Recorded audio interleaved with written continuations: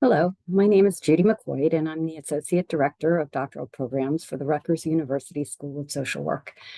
What that means for you is that you are currently watching this video because you're interested in one of our doctoral programs, and my position is the one that bridges both the DSW and the PhD to help people decide which doctoral program is right for them.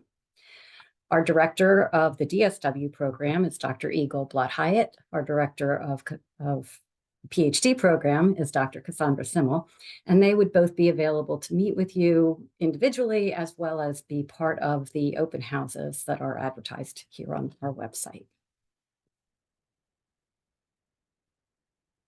I'll tell you a little bit about the similarities and the differences of our DSW and PhD programs so you can begin to think about which one is right for you. Both programs are similar in that they are in-person cohort model programs. That means that they meet in classrooms with one another so that the cohort, the group of people who come in admitted with you, stay your cohort, become your network over the course of each doctoral program. You see to the right our main building, the 390 George building in downtown New Brunswick. It is right at the corner of George Street and Church Street, so that it is 1 block from public parking at the Church Street lot and 1 block from the Amtrak and New Jersey transit stations right there in New Brunswick. So the classes take place in that building and allow for a mix with the people, the cohorts who are in classes other than your class. I can promise you that doctoral education will change your life. It always does, often with a little bit of challenge, especially in the first year as one gets used to being a student again. But it will definitely change the way you think and will definitely grow your mind as well as your opportunities. So trying to figure out which one is right for you can be difficult. However, there are very, very clear differences.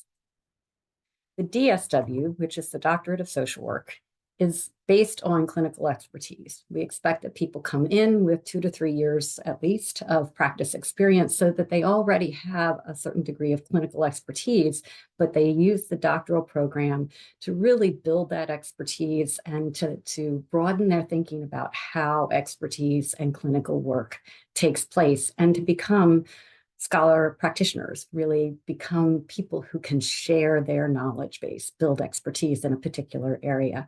And they typically go off to do, sometimes they maintain the positions they are in private practices or clinical practices, but often they begin teaching in teaching schools or develop new supervisory or administrative roles.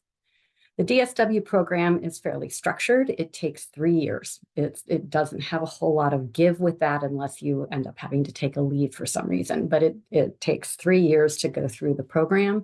And we generally admit 15 to 20 people each year. And those folks stay together as a cohort over those 3 years. It meets 1 weekend a month. So from August through May, people would come for Friday, Saturday, Sunday, and all 3 of those days classes meet from 9 to 12 and 1 to 4. So you're with that cohort for 3 years, very intensively getting a variety of learning experiences. It is a practice degree and therefore it is self-pay. New Jersey residents have a discount. And each year there's a scholarly, what we call portfolio product. So in the first year, people do an intensive case study that is publishable and are helped to learn how to do literature reviews, think about cases in a way that develops expertise, and write for publication. In the second year, you are guided by that second year mentor to do a qualitative research project, which involves doing intensive interviews with anywhere from 5 to 20 people about the area of expertise that you are working to develop. Sometimes that's interviewing practitioners who work with that group. Sometimes that's interviewing other people around that topic. And again, you will be helped to develop a manuscript that would be of publishable quality. In the third year, you work on what we typically call the MMP, the Multimedia Project. And that involves putting together a website that, again, has materials that are of interest either to the type of population client group that you serve or for the practitioners who work with that group. So the DSW, as you hear, is very practice-based and developing your expertise in a practice area. The PhD is set to develop research expertise. This prepares people to go off to be academics in research one universities, in think tanks, in working with the state around research or other kinds of research shops. But the bottom line is that there are 2 years of coursework, and during that 2 years of coursework, you were taking a lot of statistics, you were taking a lot of other kinds of research methodology classes. It typically takes 5 years. The 2 years are in coursework, and then the next year after coursework is generally devoted to developing a proposal for independent research and then implementing that research. So that takes another 2 or 3 years. And so typically the PhD takes 5 to 6 years. It is possible to complete it in 4 years, but that's very ambitious. Only 3 to 6 people are admitted to the PhD program each year. And in a second, you'll hear why. But that group becomes your cohort, generally along with the other people who are in coursework. The PhD meets during the week. The PhD should be considered a full-time job because the PhD has weekday classes, usually on Tuesday and Wednesday, sometimes Thursday. But in addition to the classes, there's also a work requirement that is part of the program.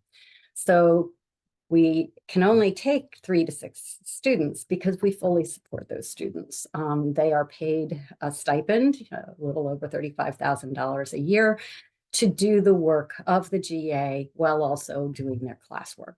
And so it really becomes a full-time position. So the GAs are basically research positions where you are both mentored by and work for a faculty member or some research entity connected with Rutgers for 15 hours a week. So you'll have the 15 hours a week for 15 weeks of a semester, along with those weekday classes. And that's all supported by the GA. Finally, the ultimate product for a PhD student is a dissertation. So after 2 years of coursework, there are qualifying exams that happen over the summer between the second year and the third year. And the qualifying exams allow you to move forward into candidacy. At that point in the third year, you're still in a GA, doing the work of a GA during that third year, while also working on your proposal and attending the dissertation seminar during which you are learning how to develop that proposal. From there on, there are advanced dissertation seminars that people can continue to take for the rest of the PhD program that help support you as you move forward with your dissertation. But the dissertation is really like a book that you write after you have completed your own independent research, which is guided by your dissertation chair and committee.